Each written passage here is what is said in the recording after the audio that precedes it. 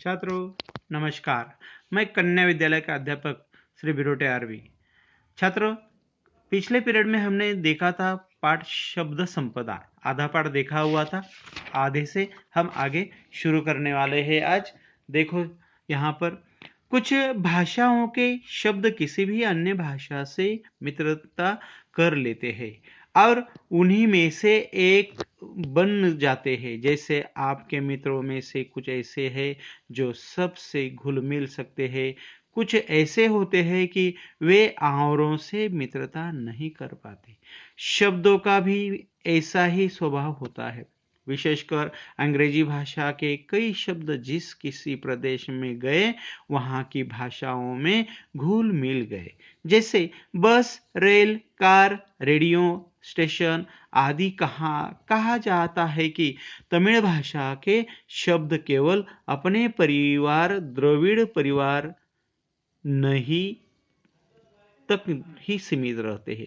वे किसी से घुलना मिलना नहीं चाहते। अलबत्ता हिंदी के शब्द मिलनसार है, परंतु सब नहीं। कुछ शब्द तो अंत तक अपना स्वतंत्र अस्तित्व बनाए रखते हैं। अपने मूल रूप में ही वे अन्य स्थानों पर जाते हैं।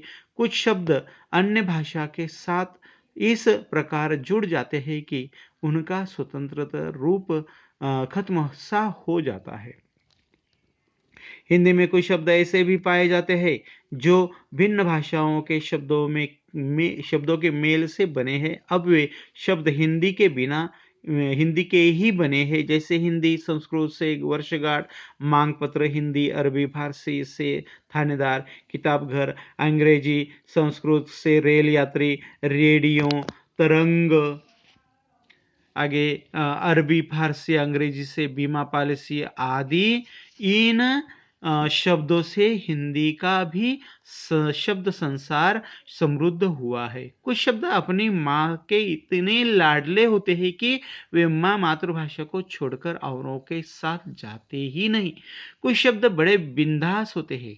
वे किसी भी भाषा में जाकर अपने लिए जगह बना ही लेते हैं। शब्दों के इस प्रकार बाहर जाने और अन्य अनेक भाषाओं के शब्दों के आने से हमारी भाषा समृद्ध होती है।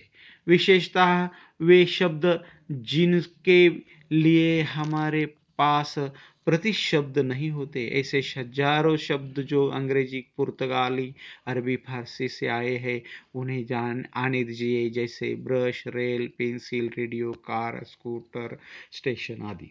परंतु जिन शब्दों के लिए हमारे पास सुंदर शब्द है, उनके लिए अन्य भाषाओं के शब्दों का प्रयोग नहीं होना चाहिए।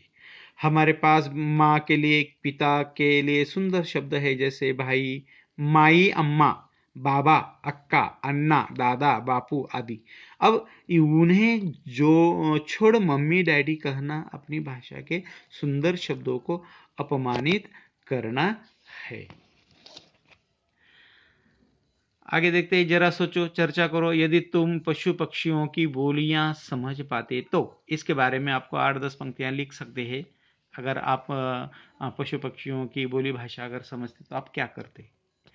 आगे देखेंगे, हमारे मुख से उच्चारित शब्द हमारे चरित्र, बुद्धिमत्ता, समझ और संस्कारों को दर्शाते हैं। इसलिए शब्द के उच्चारण के पूर्व हमें सोचना चाहिए।